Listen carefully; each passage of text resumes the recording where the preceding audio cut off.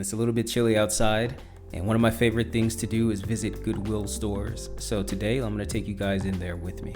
Made my way through the aisles here, and this store is fairly big. The first thing I came across was this row of binders, and you're going to see a couple of these. This was a family photo album. I believe this one was from the 80s. No pictures in it, but I remember having these growing up, and I think it's just the design on the front drew me to it. I don't know why that looks like Salem from Sailor Moon. I think that was the white cat. But this one had a cool design. It was a couple of bucks, but not much for me to grab there. Came across another one. I guess somebody was dumping all of their stuff. This one said it was from 1988, Memorial Day block party. Remember block parties? I just thought this was cool to look at. Again, no pictures inside of it, but cool nonetheless. I always try to put stuff back. And then one more. This one was 1989. Still no pictures, I'm sure, on the inside. I walked down a little further and I came across this Transformers binder divider or something. Just reminded me of something I would have had in school. Transformers Pro binder. Get you one. Didn't buy it though. And then this was really cool. Lego Chima. I don't know if it's cool, but I'd never heard of it. I'd heard of Ninjago, but according to Wikipedia, in 2014, Lego Legends of Chima was awarded Toy of the Year and also Boy Toy of the Year by the Toy Association. That's a real thing, by the way. Boy Toy of the Year.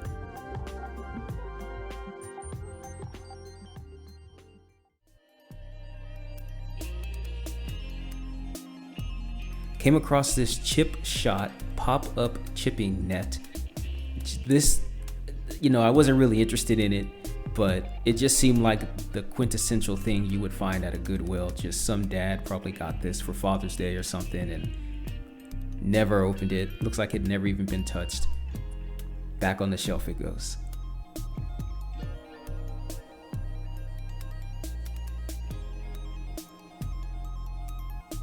This soup kit caught me off guard because you normally don't see food items like this at Goodwill, but it's there and it was very dusty, and I wonder what would happen to you if you ate it.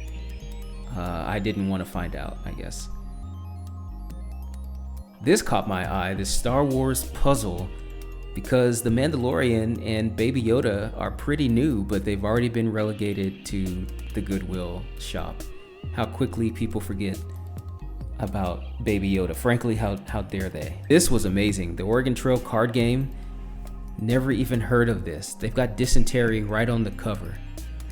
I was just fascinated by this, and if I had had my money with me at the time, I definitely would have bought it. It looked like it was complete in box. I opened it up to take a few looks at it.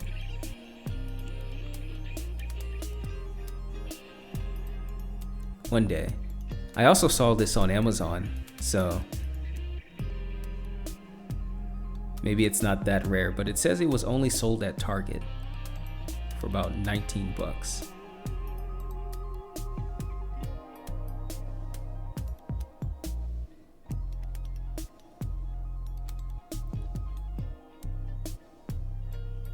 Next to it was a copy of Hashtag It.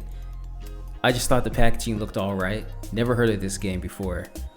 Probably came out around like 2015 or something, when hashtags were hot.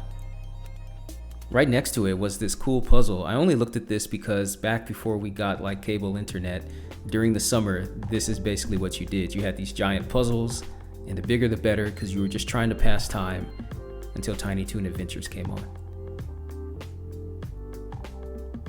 Now this is something, the Speed Racer PC game. I believe it said like Man, Machine, Monkey. This was for Windows 95 and also had a Y2K exclusive episode. Never heard of it before, but I saw 2 boxed copies of this at the store. Looked more like a kind of a create your own type of scene game where they had a couple of episodes in there. It was alright.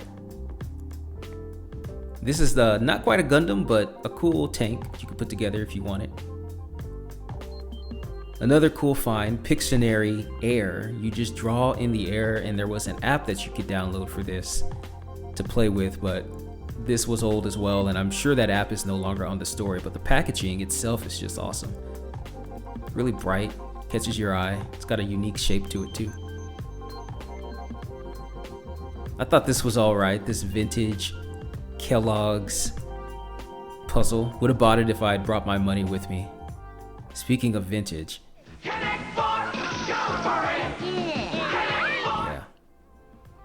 Harry Potter Uno. Get you some Harry Potter Uno if you're so inclined. I need to watch the rest of the movies. I can't buy it yet.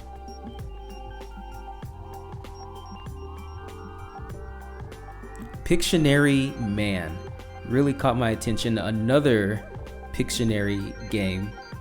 This one a little wacky. I mean, you get this fake little voodoo guy here, and you're supposed to draw on it with a marker and then act it out.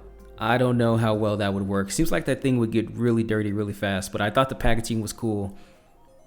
And, you know, I'd try it out. They look like they're having a good time, yeah.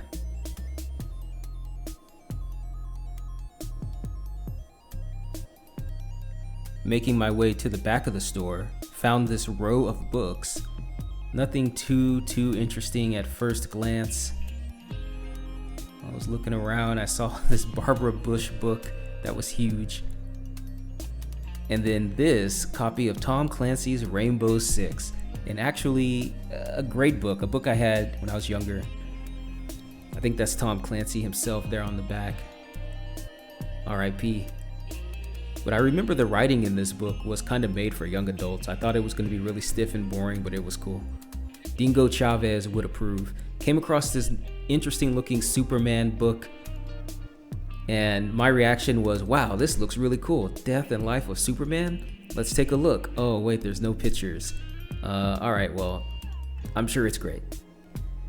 Over here to the electronics section, it looked like it had been picked over by some people. Just a couple of stray DVD players. It was cool to hit the buttons and whatnot. And then over here, we came across, just laying out there in the open, The Matrix Reloaded. People hate this movie, but I love this movie. Just an awesome action movie. Don't think about the plot. You don't want to do that.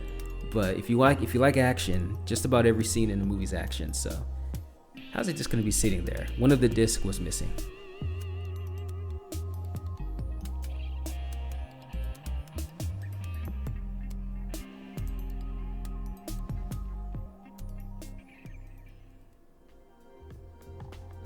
This little guy caught my attention. I thought this was some super 1950s vintage piece of kit. It actually is just a CD-ROM player with an interesting analog component there in the middle. It was a bit dusty on the bottom. I wish I wouldn't have grabbed it with my hands, but I did. Cool looking thing. This DVD player had a Blockbuster sticker on it. How quaint.